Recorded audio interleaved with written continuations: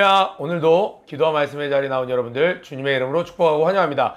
오늘은 마태복음 3장 7절로 17절, 우리 지난주에 살펴봤던 그 세례요한의 외침, 그 뒤에 이어지는 말씀으로 세례요한에게 세례를 받으시는 예수님이라는 제목으로 말씀 은혜 나누도록 하겠습니다. 말씀 봉독해 주시겠습니다.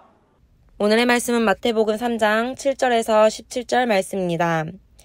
요한이 많은 바리새인과 사두개인이 세례 베푸는 데 오는 것을 보고 이르되, 독사의 자식들아, 누가 너희를 가르쳐 임박한 진노를 피하라 하더냐.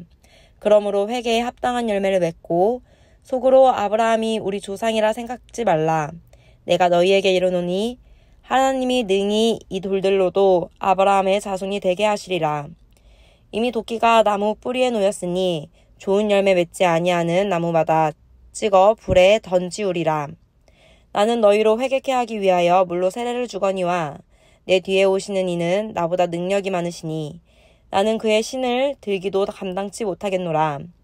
그는 성령과 불로 너희에게 세례를 주실 것이요, 손에 키를 들고 자기의 타작마당을 정하게 하사 알곡은 모아 곳간에 들이고 쭉정이는 꺼지지 않는 불에 태우시리라. 이때 예수께서 갈릴리로서 요단강에 이르러 요한에게 세례를 받으려 하신대, 요한이 말려 가로되, 내가 당신에게 세례를 받아야 할 터인데 당신이 내게로 오시나이까? 예수께서 대답하여 가라사대, 이제 허락하라. 우리가 이와 같이 하여 모든 의를 이루는 것이 합당하니라 하신대, 이에 요한이 허락하는지라. 예수께서 세례를 받으시고 곧 물에서 올라오실새 하늘이 열리고 하나님의 성령이 비둘기같이 내려 자기 위에 임하심을 보시더니 하늘로서 소리가 있어 말씀하시되, 이는 내 사랑하는 아들이요 내 기뻐하는 자라 하시니라. 아멘.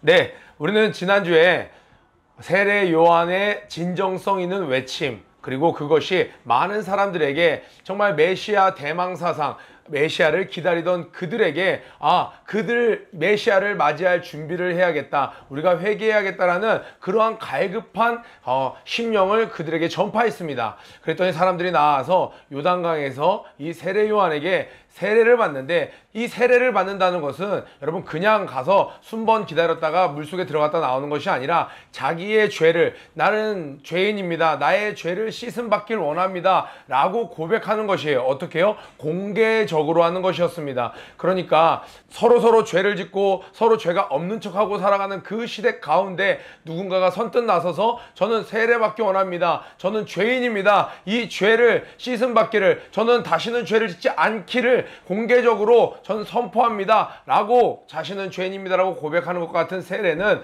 쉽지도 않았습니다. 그런데 놀랍게 세례 요한의 사역 때에 많은 사람들이 너도 나도 할 것 없이 다 모여들기 시작했습니다. 하나님의 도우심과 그 하나님이 쓰시고자 할 때에 세례 요한은 자신의 삶을 좌로나 우로나 치우치지 아니하고 오직 그 하나의 메시지를 전파하기 위하여 자신의 삶을 다 야생에 던져 넣었습니다. 그런데 이 소식이 그 부유한 생활을 하고 있었던, 왕궁에서 생활하고 있었던 이 사두개인과 바리새인들에게까지 들리기 시작합니다. 자, 요한이 많은 바리새인과 사두개인이 세례 베푸는데 오는 것을 보고 이르되, 독사의 자식들아. 우리 성경에서 독사의 자식들아 이렇게 가끔씩 보니까 이게 굉장히 익숙한 단어 같지만, 여러분 한국식으로 하면요, 이게 멍멍이 새끼들아 라고 말할 정도로 이 이스라엘 지역에는 실제로 독사들이 때때로 발견되기도 하는데, 이 동물을 비유로 들어서 욕을 하는 표현이 독사의 새끼들아 였습니다. 그러니까 한국식으로 하면 어떤 느낌인지 아시겠죠? 그렇게 강하게 욕을 한 것이에요.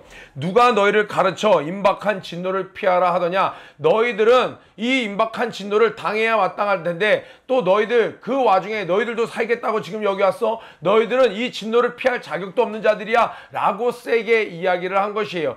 여러분 이 성경을 보면서 오늘 한번 질문 던져볼게요. 이 세례 요한은 요단강에서 세례를 베풀고 있는데 바리새인과 이 사두개인들이 오는 것을 어떻게 알아봤을까요? 멀리서 오고 있는데 뭐 자동차를 타고 오는 것도 아니고 그들이 오고 있는데 어떻게 그들을 알아봤을까요? 이 바리새인과 사두개인들은 자신들이 이 땅에서의 부를 포기하지 못했습니다. 이 신앙생활을 종교생활로 바꾸면서 사람들에게 많은 이익을 착취하고 있었습니다. 이들은 그러면서도 자기들이 온전한 신앙생활을 하고 있는 걸로 스스로를 속이고 그뿐만 아니라 많은 사람들을 그 눈먼 종교생활로 이끌고 있었습니다. 만약에 이들이 정말로 자신들이 회개를 하고 정말 이들이 마음에 찔림을 갖고 이 세례 요한에게 이 세례를 받기 위해서 죄를 컨프레스 하기 위해서 고백하기 위해서 나왔다면 이들이 어떻게 해야 될까요? 보석이 치렁치렁한 루이비통 바버리 이런 것들 교회 올 때 이런 거 입을 수 있죠. 그런데 사치스럽게 여기는 죄를 회개하는 곳이에요. 그런데 그곳에 모든 그런 자신들의 신분을 나타내는 것들을 다 드러내고 걸어오는 거였어요. 행렬을 이루면서 오는 것이었어요. 그러니까 멀리서 딱 봐도 그들의 겉모습만 순간 봐도 자신들이 지금 죄를 용서받아야 되는 죄인이라는 마인드가 전혀 없는 거예요. 자기들의 지위는, 자기들이 누리고 싶은 것은, 자신들의 이권은 여전히 갖고 싶고 여전히 죄성은 갖고 싶고 욕심은 내려놓기 싫지만 그래도 나도 천국은 가야지. 저기에 그런 소식이 있어. 두 개 다 놓고 싶어 하지 않는, 두 개 다 포기하고 싶어 하지 않는 그들을 향하여 이 세례 요한은 일침을 가하는 것입니다. 그런데 이 바리새인들과 사두개인 마음속에 무슨 생각이 갖고 있었어요? 우리가 아브라함의 후손들이야. 그러니까 하나님의 나라가 온다고? 천국이 가까이 왔다. 회개하라. 그래. 우리는 지금 사람들 눈에 어떻게 보일지 몰라도 우리는 아브라함의 후손이야. 우리가 그 하나님의 백성이 되지 않으면 누가 돼? 그러니까 겉으로는 회개합니다. 저도 지금 세례받으러 왔습니다 하는 걸로 나아가지만 속으로는 무슨 생각을 갖고 있어요? 정말 내가 회개하지 않고는 하나님의 백성이 될 수 없다라는 생각이 아니라 나 말고 누가 하나님의 백성이 돼? 내가 아브라함의 후손인데 라고 얘기했더니 세례 요한은 그것까지 꿰뚫어보고 너희가 아브라함의 후손이라고, 아브라함의 자녀들이라고 착각하지 말아라. 이 돌들을 들어서도 아브라함의 후손이 되게 할 수 있어. 그러니까 이제 장차 펼쳐지는 복음 시대에서는 그 혈통적인 유대인, 혈통적으로 아브라함의 후손인 것이 전혀 자랑거리가 아니라 이제는 예수 안에서 믿음으로 아브라함의 후손, 아브라함은 믿음의 대표 아니겠습니까? 그 믿음의 자손된 것이 더 하나님께 인정받는 것이라는 것을 지금 이야기하고 있는 것이에요. 그러니까 겉과 속이 다른 것, 하나님이 가장 싫어하는 것이죠.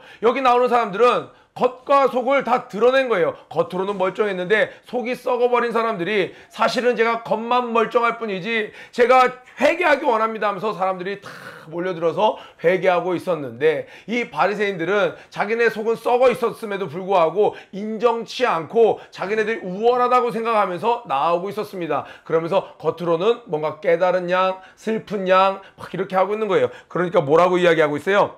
자, 8절에 그러므로 회개에 합당한 열매를 맺고, 정말 이들이 회개에 합당한 열매를 맺었으면요 옷부터 갈아입었겠죠. 좀 단정하게 하고 정말 의미 있는 모습으로 찾아왔겠죠. 여러분 어떤 나무를 보면요 꽃들은 피웁니다. 그런데 열매가 없어요. 예배 때 보면요 하나님의 주권적인 은혜로 말미암아 성령의 역사로 말미암아 집회에 참석하고 수련회에 가면요 거기서 내 죄가 막 양심이 살아나서 팍팍팍팍 찔림을 받습니다. 그래서 이 죄를 끊어내야만 할 것 같아. 그런데 돌아서서 자신이 살던 곳으로 가면 분명히 예배 때는 은혜는 받았어요. 그런데 삶 가운데서는 이게 어쩔 수 없는 거야 하면서 예전에 그 습관, 죄를 포기하지 못하는 거예요. 거짓된 방법으로 돈을 벌고 있었어요. 그런데 이렇게 하면 안 되겠다 하는데 삶으로 돌아갔더니 나만 이렇게 할 수는 없잖아. 다들 이렇게 하는데 하면서 똑같이 예전 습성대로 사는 것. 이것이 바로 회개의 열매가 없는 것이었습니다. 여러분 예배 가운데 하나님께서 여러분의 은혜를 주셔서 정말 아름다운 꽃을 피웠으면 그 꽃 뒤에 여러분의 삶에 회개의 열매, 아름다운 열매, 성령의 열매를 맺으시길 주님의 이름으로 축복합니다. 아멘. 그러면서 10절에 보니까 이미 한번 동그라미 쳐주세요. 도끼가 나무 뿌리에 놓였으니 좋은 열매 맺지 아니하는 나무마다 찍어 불에 던지우리라. 심지어 경고 정도로 끝난 게 아니라 여러분 도끼꾼이 나무를 하러 올라갔습니다. 도끼꾼이 이 도끼를 가지고 아무거나 베는 게 아니죠. 이 나무 딱 표시를 해둡니다. 이 나무 표시를 해둬요. 이거는 건강하고 열매도 잘 맺네. 얘는 보호해줘야지. 딱 이렇게 도끼가 이미 뿌리에 놓였으니 이 말은 지금 나무꾼이 올라와서 베어버릴 나무를 고르고 있다라는 거예요. 이 정도로 이미 already 시작됐다라는 거예요. 이 정도로 긴박하다라는 거예요. 그 일이요. 길에서 전도하다 보면 예수 믿으세요. 좀 고민해 볼게요. 또 우리 친구들 장난처럼 얘기하지만 정말 장난이 아닌 내용이죠. 어떤 거예요? 저는요 죽기 직전에 예수 믿었으면 좋았을 텐데요. 또 새 친구들 오면요 너무 좋은데요, 교회 좋은데요, 수련회 갔다 와서 너무 재밌었는데요, 저는요 나중에 고등학교 졸업하고 나면 믿을게요, 취업하고 나면 믿을게요, 뭐 하고 나면 믿을게요. 아니요, 지금 이미 내게 뿌리가 놓였다는 거예요. 열매 맺지 아니하는, 회개에 합당한 열매를 맺지 아니하는 자마다 다 찍어버리는데, 더 강력한 비유로 이야기합니다. 어떻게 해요? 12절에 손에 키를 들고 자기의 타작마당을 정하게 하사. 여러분 곡식 있죠? 이 쭉정이와 알곡이 있는데 이것들이 다 섞여 있으면 뭔지 모릅니다. 근데 이 채를 가지고 가서 촘촘하게 망이 되는 걸 가지고 가서 그걸 막 흔들면 어떻게 돼요? 거기에 알곡은 남고 이 나머지 것들은 다 떨어지는 거예요. 그것들을 다 바람에 날려서 버려버리는데, 오늘 뭐라고 이야기했습니까? 쭉정이는 꺼지지 않는 불에 태우시리라. 여러분 땅콩 먹어봤죠? 땅콩 손에 넣고 확 비비면 이 안에서 막 10알 20알 넣고 막 비비면 이 안에서 껍질이 다 까집니다. 탁 넣고 불면 여기에 딱 벗겨진 땅콩만 남아있고, 너무 풍압이 세면 이제 가끔 떨어지기도 합니다만 이 껍질들은 다 날아가는 것이죠. 이가 이야기합니다. 11절에 나는 너희로 회개케 하기 위하여 물로 세례를 주거니와. 물은 뭐예요? 씻을 때 쓰죠. 너희들의 이번 케이스 바이 케이스로 너가 이런 죄를 졌구나, 그래 이런 죄를 졌구나, 그것을 진실로 회개케 해주는, 씻어주는 역할을 하는 것이 바로 이 세례입니다. 그런데 내 뒤에 오시는 이는 나보다 능력이 많으시니, 예수님을 이야기하는 것이죠. 나는 그의 신을 들기도 감당치 못하겠노라. 그의 서포트하는 것도, 그의 어떻게 수행원을 하는 것도 나에게 너무 대단한 일이야. 그 정도로 그분과 나는 이 비교할 수 없는 그러한 사역을 하셔. 왜냐면 그는 성령과 불로 너희에게 세례를 주실 것이오. 나는 씻어주는 것을 해. 그런데 여러분, 이 안에 안 좋은 것이 있으면 계속 배어 나오는 거예요. 닦아도 안에서 또 나오는 거예요. 닦아도 또 나오는 거예요. 그런데 불은요, 이 겉만 변화시키는 것이 아니라 불은 모든 것을 녹여서 성질 자체를 바꿔버립니다. 이전에는 인간이기 때문에 어쩔 수 없이 죄를 져요. 그때마다 계속 회개를 해요. 세례를 풀어서 깨끗게 합니다. 물로 닦아주는 물세례예요. 그런데 예수님이 오셔서는요, 더 이상 이 내 내면까지도 완전히 변화돼서 죄를 짓지 않을 수도 있는 그러한 형상으로 만들어가는 불과 성령으로 나의 옛 자아를, 이 죄된 인간성을 다 태워버리는 불로써 우리에게 오시는, 그래서 그분은 능력이 많으신, 나는 그렇게는 할 수 없어, 네가 죄를 고백하는 것마다 깨끗게 할 수는 있으나 그분은 너라는 존재 자체를 바꿔줄 수 있는 분이야. 그분이 곧 내 뒤에 오셔 라고 이야기하고 있습니다. 왜요? 세례요한은 끝까지 알았어요. 사람들이 자기를 따르니까 내가 한 자리 차지해야겠는데 예수님 굳이 오실 필요 있나? 내가 여기서 괜찮은데? 라고 착각하는, 잠깐 종에게 자리를 맡기고 갔더니 대행 역할을 하다가 이 권위에 탐나서 이 자리에 심취해서 자기가 주인이 됐냐 행세하는 것이 아니라 뭐였어요? 우리 지난주에 광야에 외치는 소리에 충실한 세례요한을 볼 수 있는 것이죠. 자, 13절에 이렇게 막 사람들에게 강력하게 메시지를 쉬지도 않고 막 전하는 이때 여러분 성경을 보면요, 마태복음 유대인들에게 이야기한다고 했어요. 그러니까 그때 얘기가 계속 쉬지 않고 할 얘기가 너무 많어. 잠깐만, 그때 말이야. 이때 막 계속 이야기가 전해지고 있어요. 이 저자의 어떤 느낌이 여러분에게 전달되나요?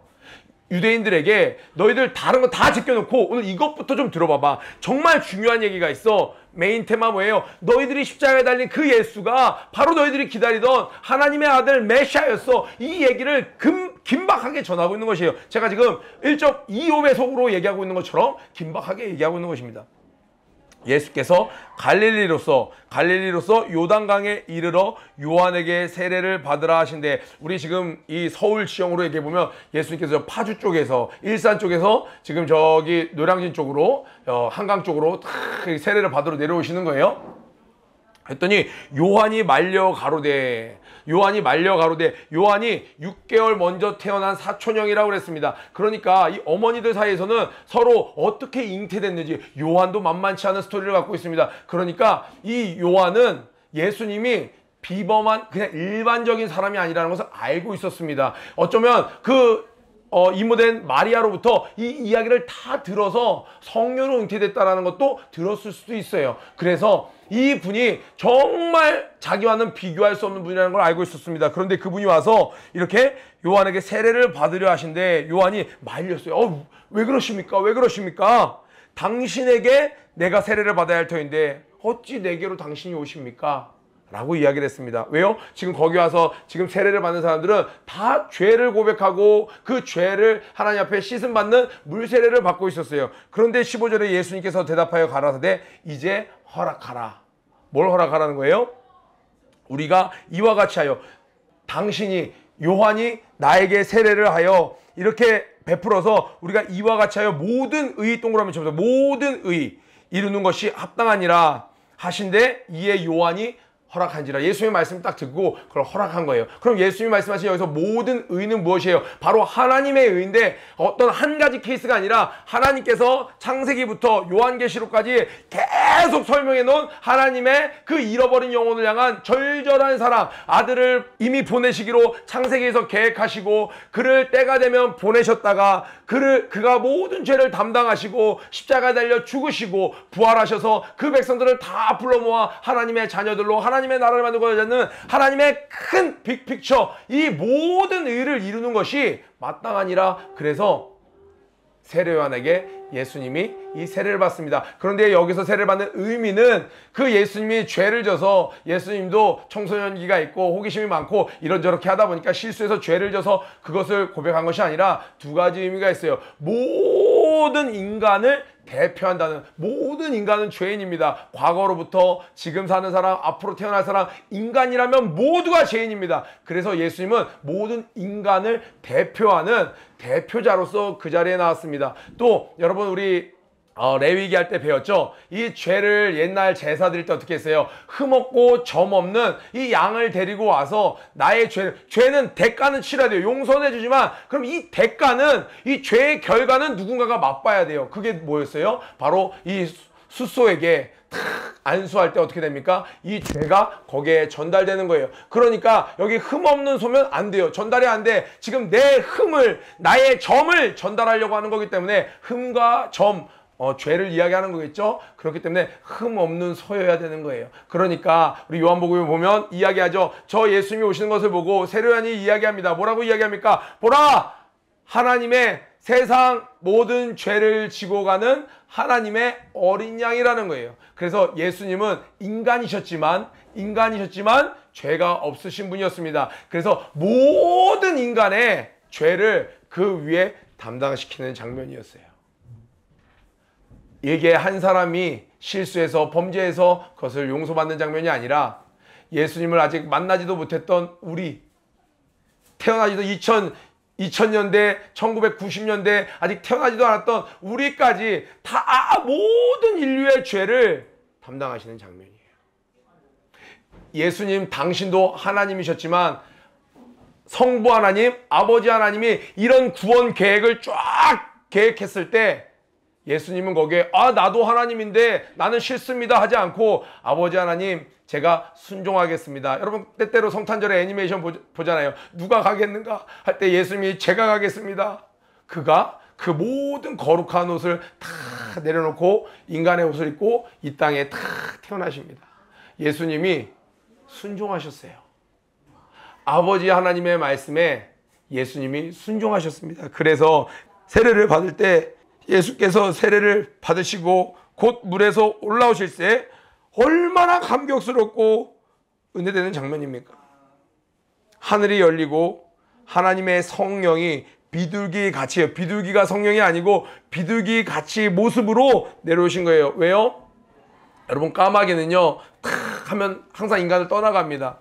이 독수리는요, 매 같은 것들은요 항상 공격해서 먹습니다. 근데 비둘기는 여러분 어땠나요? 방주 때도 계속 갔다가 다시 돌아오는 거예요.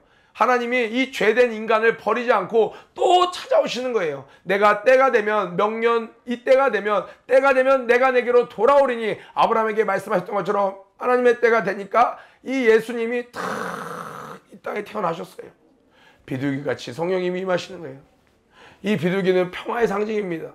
우리는 본질상 진노의 자녀였는데 예수님께서 순종하심으로 말미암아 이 땅에 오심으로 말미암아 우리도 예수님의, 하나님의 거룩한 자녀가 될 수 있는 축복을 누리게 되었습니다.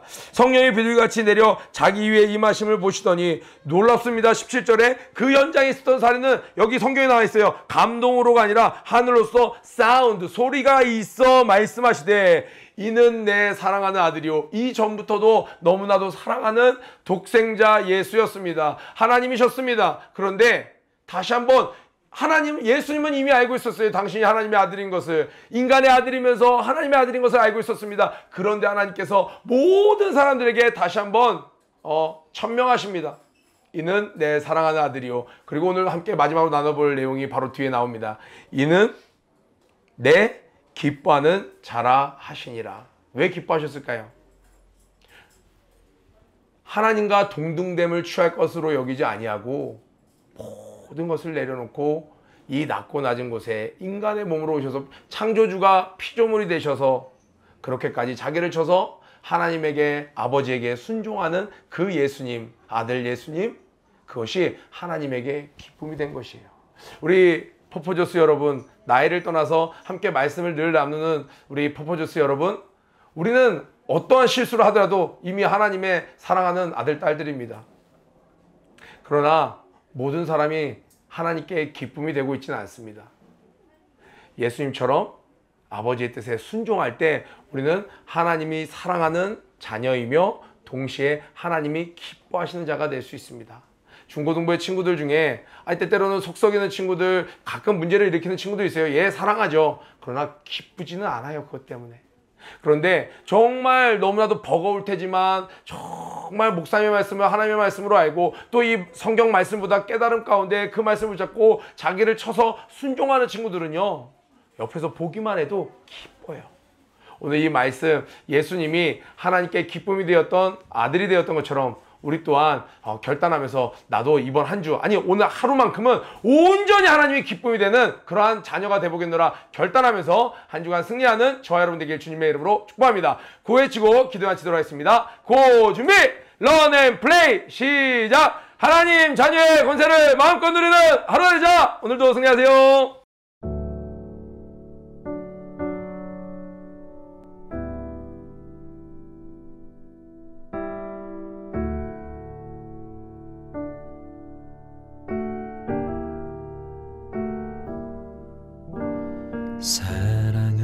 사랑하셔서 오시었네.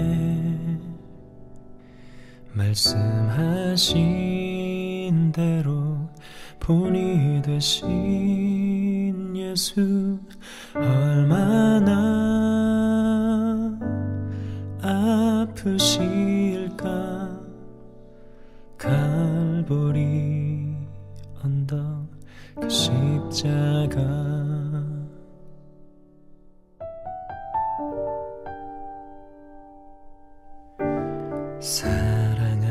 사랑하셔서 오시었네.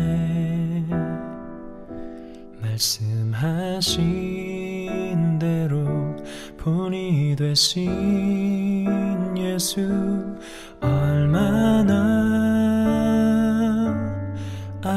아프실까. 갈보리 언덕 그 십자가, 피 흘림 없이 이룰 수 없네.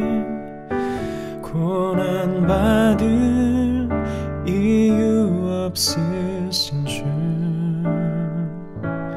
순종하셨네. 그 십자가 지셨네. 우릴 위해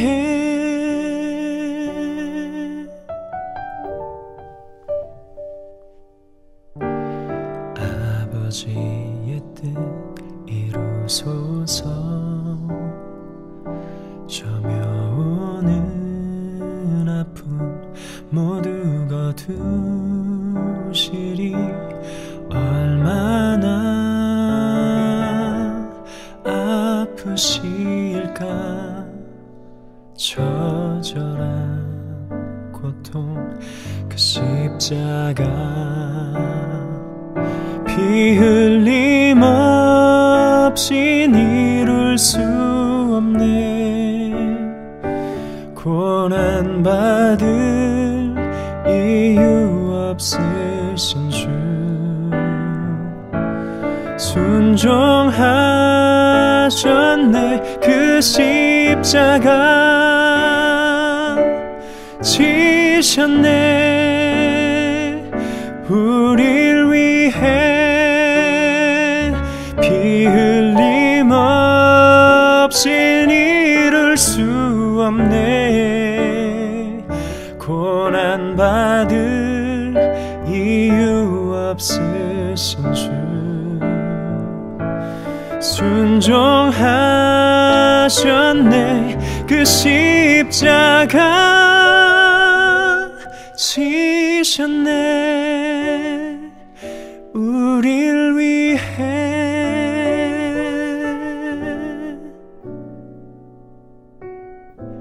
지셨네.